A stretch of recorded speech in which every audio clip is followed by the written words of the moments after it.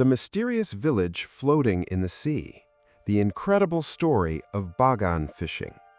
Have you ever looked out across the open ocean and imagined seeing an entire village standing in the middle of the sea? Not floating, not moving, but firmly standing above the waves. At first glance, it feels almost impossible. Tiny wooden houses stretch across the horizon, connected by narrow walkways and ropes, as if someone built a hidden community far away from civilization.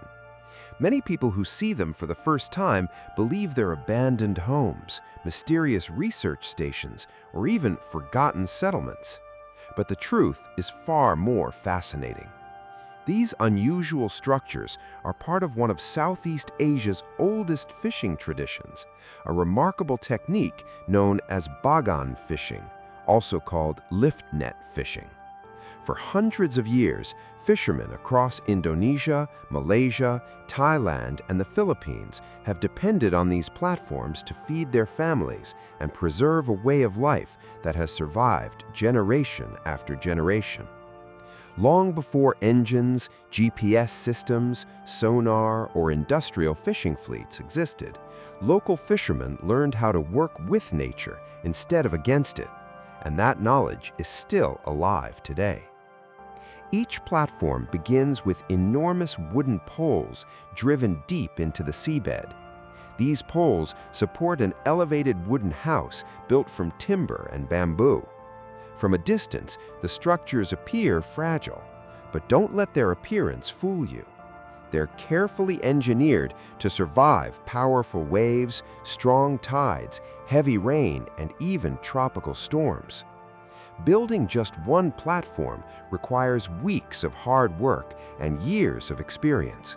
Every beam, every rope, and every joint must be strong enough to withstand the unforgiving power of the ocean. One of the most breathtaking parts of this tradition is how fishermen move between platforms. Instead of using boats for every trip, many simply walk across narrow ropes suspended above the water. For someone visiting for the first time, it looks terrifying. One small mistake could send them straight into the sea.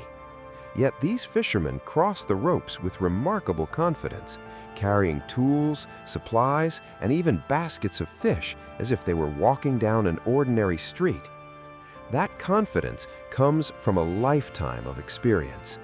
Many of them learned these skills as children, following their fathers and grandfathers onto the sea before they were even teenagers. For these families, fishing isn't simply a profession, it's their identity. It's their heritage, and it's their future. Life on these platforms is far from comfortable. The wooden houses are small and simple. Inside, there is only enough space for a bed, cooking equipment, drinking water, and basic fishing gear. There are no supermarkets, no hospitals, no electricity from the mainland. Only the endless sound of waves crashing against wooden pillars. Some fishermen remain here for days, others stay for weeks. Their world becomes nothing but sky, sea, and silence. But when the sun disappears below the horizon, everything changes. As darkness covers the ocean, bright lights suddenly illuminate every platform.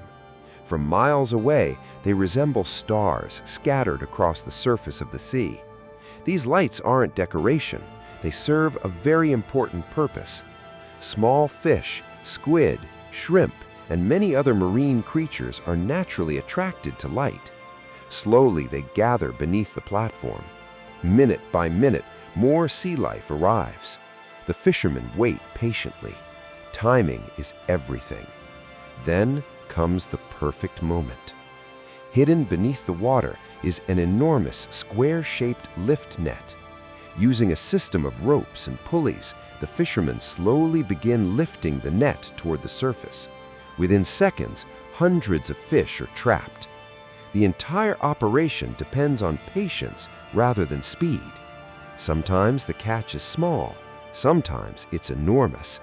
But by repeating the process throughout the night, the fishermen collect enough seafood to support their families and local communities. Every morning, small transport boats arrive to collect the fresh catch. The seafood is delivered to nearby villages, local markets, and larger cities, where it becomes part of the region's food supply. Although modern fishing vessels can catch far larger quantities, Bagan fishing remains important because it requires fewer resources and has been practiced sustainably for generations.